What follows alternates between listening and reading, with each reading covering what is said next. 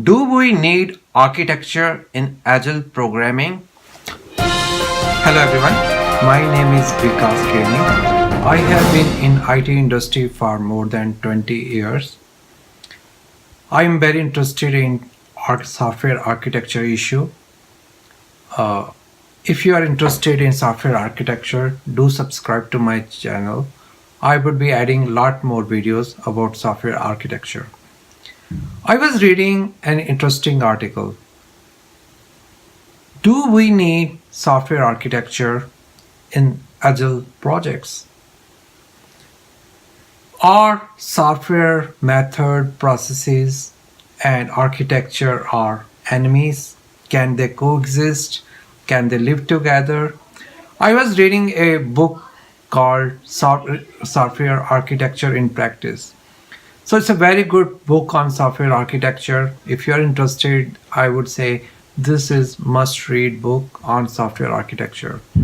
So today I'm going to review a chapter, Architecture in Agile Projects.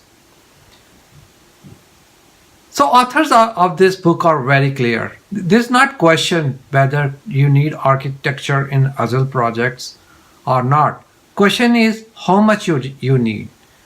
Again, whether you need some kind of documentation, evaluation. Yes, again, the question is how much. If I am building a dog house in my in my garden, do I need to design something? I can go ahead and build something. If I don't care, my dog likes it or doesn't like, I'll change the dog. Now I am a building house. I cannot change my family. I have to take care of their concerns, what kind of house they want. I have to do some planning. And if I'm building a 1,000-storied building, definitely I have to plan some architecture. I have to hire architects, technicians, electricians. I have to have some kind of blueprint, how the electrical system will be working, how the plumbing will be working.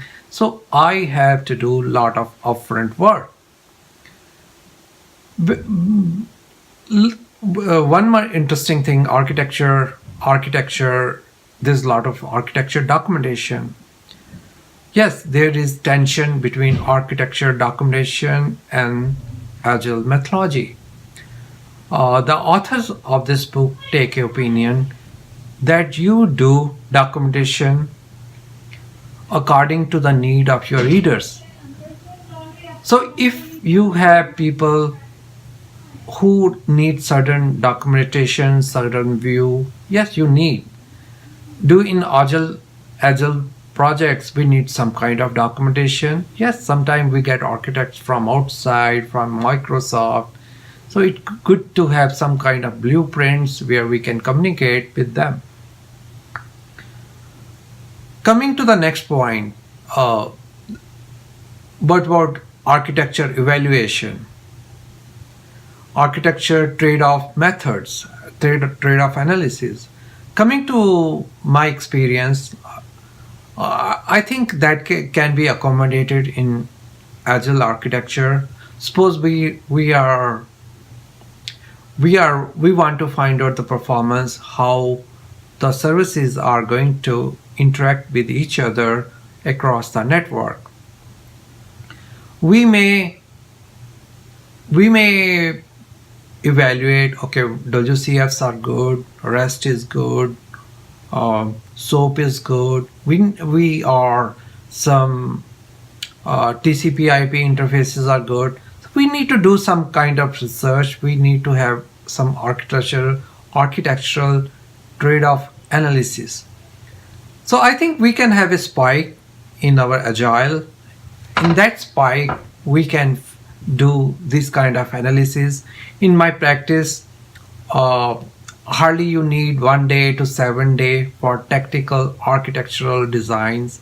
You may try to evaluate some third-party Excel solutions. Most of them, in my experience, generally they don't take too much time. So definitely we can take some of these architectural evaluation techniques, some documentation techniques, and incorporate in Agile projects. So in fact, like Grady Booch, who's a very renowned architect, he has come up with some Agile software architecture, basically, which is very iterative in the nature. According to Grady Booch, all good architecture projects are Agile in the nature. They are resilient, they have solid parts, and they are open to changes. But Grady Bush says is very interesting.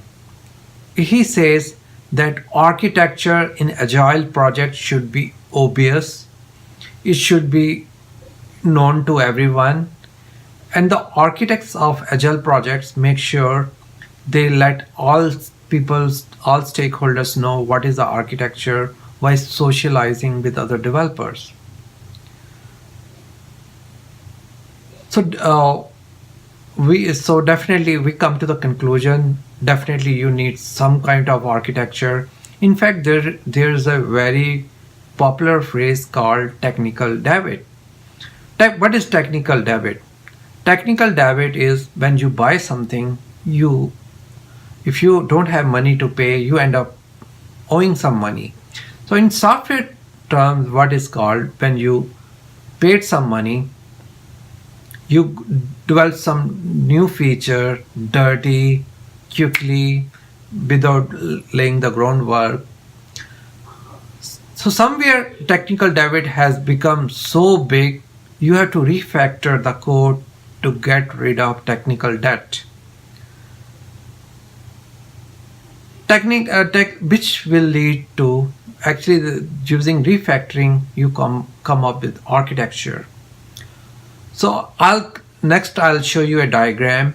The authors of this book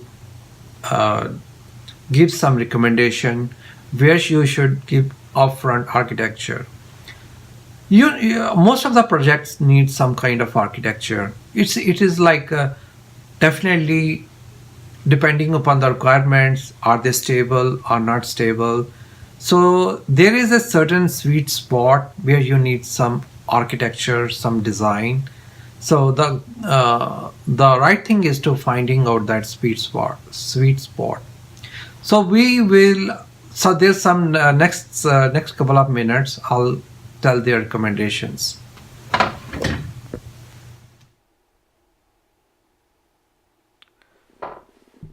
So author's recommendation is like if you have big project and there are stable requirements,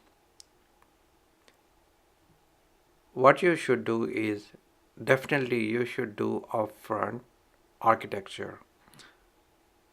So when we have big project and we have stable requirements, definitely do the upfront architecture, evaluation, documentation, everything. If there are no stable requirement, at least do some PowerPoint architecture to make sure to work as a starting point. This PowerPoint architecture or skeleton architecture can be used to get more requirements. And if you are working with small project where there's no requirements, there's no need of any upfront architecture work, but definitely get some common understanding what needs to be done. Thank you very much.